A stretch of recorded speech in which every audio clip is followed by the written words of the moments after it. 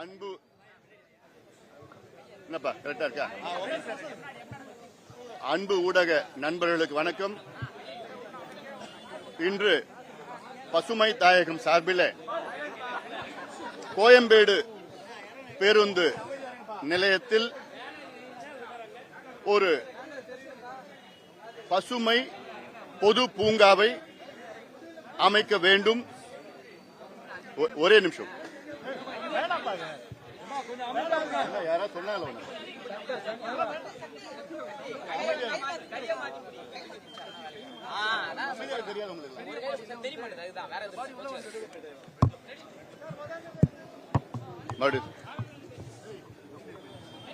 அன்பு ஊடக நண்பர்களுக்கு வணக்கம்.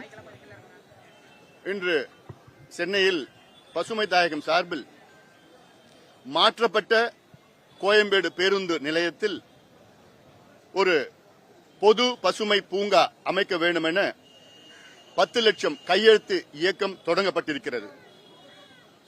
இந்த கோரிக்கை இந்த பகுதி மக்கள் கிட்டத்தட்ட 30 லட்சம் மக்களுடைய கோரிக்கை. சென்னையிலே அதிக அளவிலே பூங்காக்கள் வேண்டும்.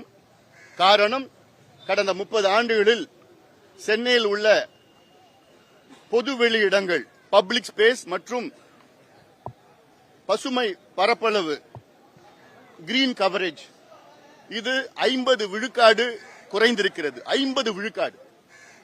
There's a 50% reduction of public spaces and green coverage in Chennai in the last 30 years. அது மட்டுமல்ல, இந்த கோயம்பேடு பேருந்து நிலையம் இதற்கு முன்பு ஒரு ஏரியாக இருந்தது. அந்த ஏரியை மூடித்தான் கோயம்பேடு பேருந்து நிலையத்தை உருவாக்கினார்கள். இப்பொழுது அந்த பேருந்து நிலையம் வண்டலூர் கீழம்பாக்கத்திற்கு எடுத்துச் செல்லப்பட்டிருக்கிறது, மாற்றி அமைக்கப்பட்டிருக்கிறது. அதனால்தான் இப்போ இருக்கின்ற பேருந்து நிலையத்தில் கிட்டத்தட்ட 60 ஏக்கர் நிலப்பரப்பு அளவு இருக்கிறது. இதில் ஒரு பசுமை பூங்கா அமைக்க வேண்டும். காரணம், சென்னையில மக்கள் இறப்பதற்கு அதிக காரணம் தொற்றா நோய்கள். அதாவது சென்னையிலே 75 விழுக்காடு இறப்புகள் தொற்றா நோய் மூலமாக தான் வருகிறது, ஆய்வுகள் சொல்கிறது. தொற்றா நோய் என்றால் இது டயபெட்டிஸ், ஹார்ட் ப்ராப்ளம்ஸ், அப்புறம் kidney diseases, mental health issues, brain strokes, இதெல்லாம் தொற்றா நோய்கள்.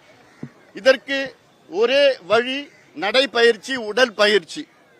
உலகத்தில் உள்ள பெரிய பெரிய நகரங்களில் பெரிய பெரிய பூங்காக்கள் இருக்கிறது. குறிப்பாக நியூயார்க் நகரத்தில் சென்ட்ரல் பார்க் 880 ஏக்கர் பரப்பளவில் இருக்கிறது. லண்டனில் ஹைட் பார்க் 350 ஏக்கர் பரப்பளவு. டெல்லியில லோதி பார்க் கிட்டத்தட்ட 90 ஏக்கர். Mehrauli park 240 acre. பெங்களூர்ல கப்பன் பார்க் 220 ஏக்கர். இப்படி எல்லாம் ஒவ்வொரு நகரத்தில் இருக்கிறது. ஆனால் சென்னையில பெரிய பூங்கா செம்மொழி பூங்கா, அது கிட்டத்தட்ட ஒரு 15 to 17 ஏக்கர் தான் இருக்கு. நமக்கு வேண்டியது மிகப்பெரிய பூங்கா வேண்டும். அங்கே நடுத்தர மக்கள், ஏழை மக்கள் அதை பயன்படுத்துவார்கள்.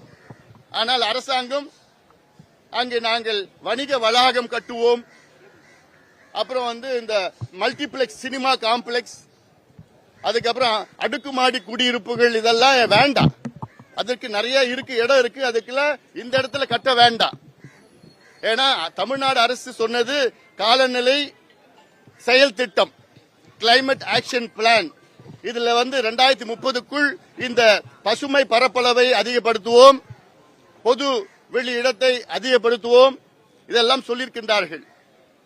தமிழ்நாட்டினுடைய சராசரி மழை 950 மில்லிமீட்டர், சென்னையுடைய சராசரி மழை 1050 மில்லிமீட்டர். இது இன்னும் கொஞ்சம் 30-40 மில்லிமீட்டர் கூடும் என்று சொல்கிறார்கள் நிபுணர்கள். ஆனால் அதற்கு ஒரே பிரச்சனை என்னன்னா, இதற்கு முன்பு 4 நாட்களில் பெய்த மழை ஒரே நாளில் பெய்யும். ஒரே நாளில் பெய்தால் கொள்ளளவு இல்ல, அதை உரிகின்ற தன்மை இல்ல, ஓபன் ஸ்பேஸ் சென்னையில் இல்ல. அதனால் கடலுக்கு அத்துணை தண்ணீரும் செல்கிறது. இதனால் மிகப்பெரிய பிரச்சனை வரும். சென்னையில கிட்டத்தட்ட 850 பூங்காக்கள் இருக்கிறது. அதில் 800 பூங்காக்கள் 3/4 ஏக்கர், அரை ஏக்கர், 1.25 ஏக்கர், 1.5 ஏக்கர், 2 ஏக்கர் தான் இருக்கு. 800 பூங்காக்கள், 50 பூங்காக்கள் தான். அதுல 40 பூங்காக்கள் 5 ஏக்கர், அதுல 10 பூங்கா தான் 5 ஏக்கருக்கு மேல இருக்கிறது. ஆனால் இது போன்ற பெரிய பூங்காக்கள் வேண்டும். அங்கே மக்கள் அங்கே பயன்படுத்தணும். குறிப்பாக இளைஞர் நடைப்பயிற்சி, உடற்பயிற்சி, அங்கே குடும்பத்துடன் அங்கே மகிழ்ச்சியாக அங்கே காலத்தை கடக்கலாம்.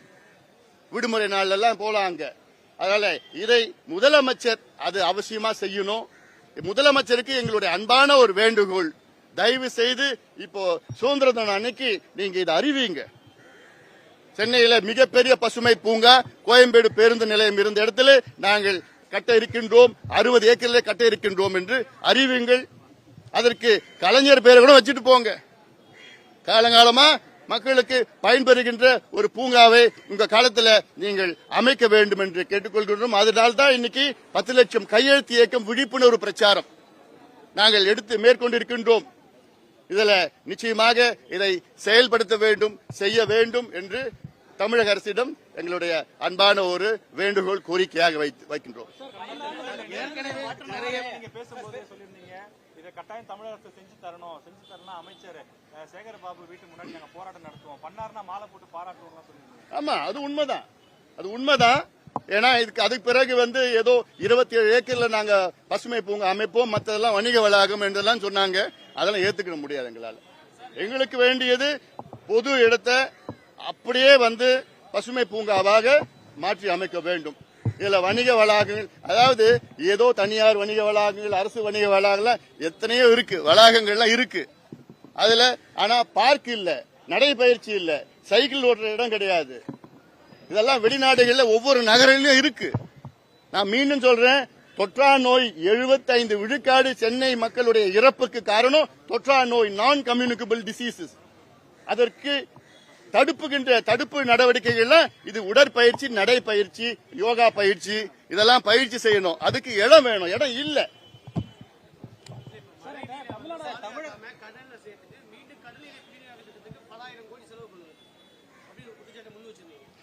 அது நான் இன்னைக்கு மட்டும் சொல்லல, கடந்த 20 ஆண்டுகளா சொல்லிட்டு வரோம். அதாவது இந்த டீசாலினேஷன் பிளான்ட் இருக்குல்ல, இது மழை குறைவான நாடுகள்ல தான் பயன்படுத்துவாங்க. குறிப்பாக துபாய், இஸ்ரேல்ல பாத்தீங்கன்னா வெறும் 50 மில்லிமீட்டர் தான் ஒரு ஆண்டுக்கு மழை. சவுதி அரேபியா அது போன்ற நகரங்கள் எல்லாம் பயன்படுத்துவாங்க.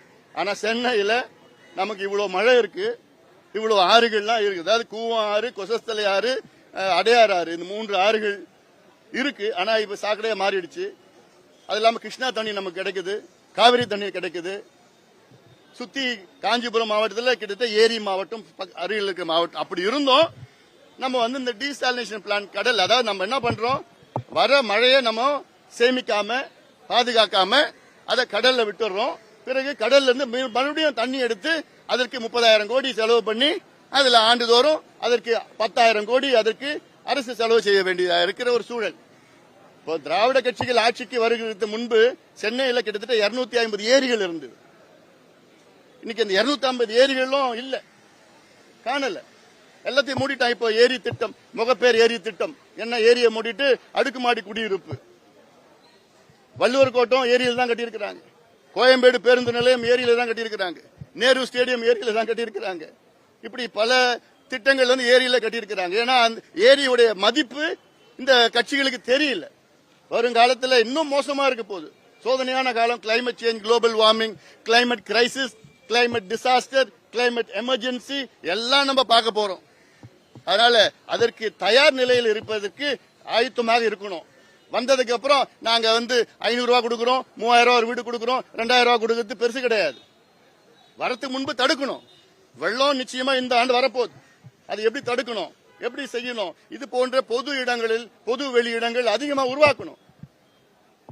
அதனால இந்த போன்ற திட்டங்களை செயல்படுத்த வேண்டும் என்று முதலமைச்சர்கிட்டையும் நான் கேட்டுக்கிறேன். நான் நிச்சயமா முதலமைச்சர் இதை அறிவிப்பார் என்று நான் நம்புகின்றேன். நன்றி. தமிழகத்தை பசுமையை மாற்றுறதுக்கு பல்வேறு நடவடிக்கைகளை மேற்கொண்டு வருவதாகவும் கிட்டத்தட்ட 2.80 கோடி மரங்கள் தமிழகம் நட்டுறோம் அப்படின்ற மாதிரி பசுமை பரப்பை மேம்படுத்துறதுக்கு இந்த மாதிரியான மரங்கள், அதுல அக்கௌண்டபிலிட்டி வேணும். முதல்ல சும்மா சொல்லிக்கலாம், நாங்க நட்டோம், எங்க நட்டீங்க என்னன்னு அதெல்லாம் சொல்லுங்க, எங்ககிட்ட சொல்லுங்க, நாங்க ஆய்வு பண்ணி நாங்க சொல்றோம். நடனம் எங்களுடைய கோரிக்கை நடனம் அவசியமானது நடனம் அதுல. ஆனா அது நடனம் பேர்ல அதுல நிறைய ஊழல் நடந்துட்டு இருக்கு. சரி இல்ல அது நான் இதுல வேண்டாம், அப்புறம் அதுல நீ போயிடுவீங்க.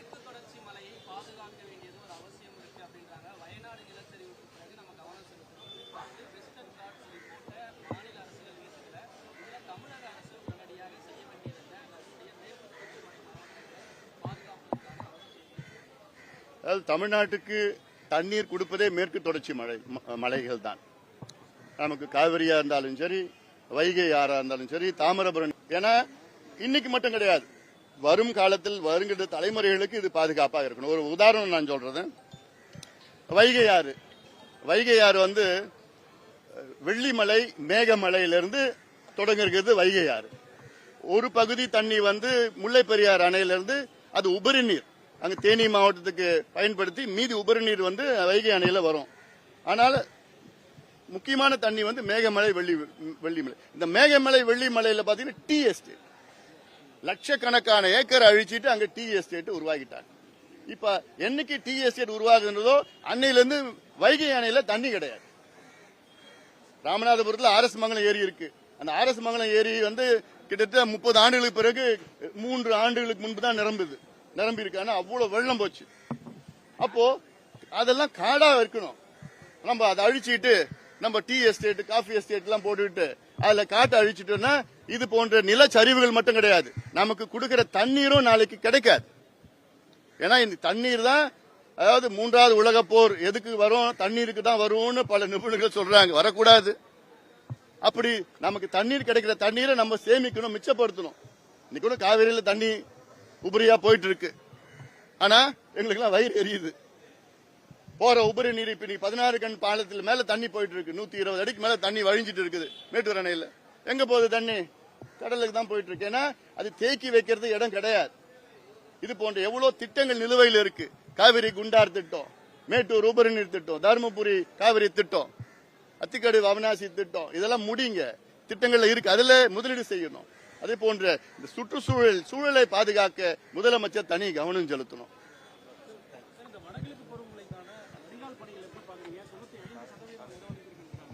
வடகிழக்கா தென்மேற்குக்கே ஒண்ணுமே செய்யல.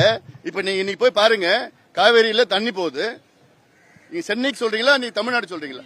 சென்னை இல்லையா? சென்னையில நீங்க பார்க்க தானே போறீங்க. அதுக்கப்புறம் போய் ஒரு வீடா போயிட்டு 3000 ரூபாய் கொடுக்குறேன் 5000 ரூபாய் கொடுக்குறேன்னு சொல்ல போறாங்க. எவ்வளவு நாங்க எங்கயாவது நாம் விரும்பும் சென்னை செயல் திட்டம் நாங்க கிட்டத்தட்ட 7 ஆண்டுகளுக்கு முன்பு நான் கொடுத்திருக்கோம், 8 ஆண்டுகளுக்கு முன்பு கொடுத்திருக்கிறோம், சமீபத்தில் கூட அதை கொடுத்திருக்கிறோம். ஆனாலும் அதை பத்தி இவங்களுக்கு அக்கறை கிடையாது. என்னென்ன செய்யணும், தடுப்பு நடவடிக்கைகள் என்னென்ன செய்யணும், அதெல்லாம் எவ்வளவு திட்டங்கள் கொடுத்திருக்கிறோம். ஆனாலும் நாங்க இது செஞ்சிட்டோம். போன முறை சொன்னாரு சீஃப் செக்ரட்டரி, 99 விழுக்காடு எல்லாம் நாங்க நிறைவேற்றிட்டோம்.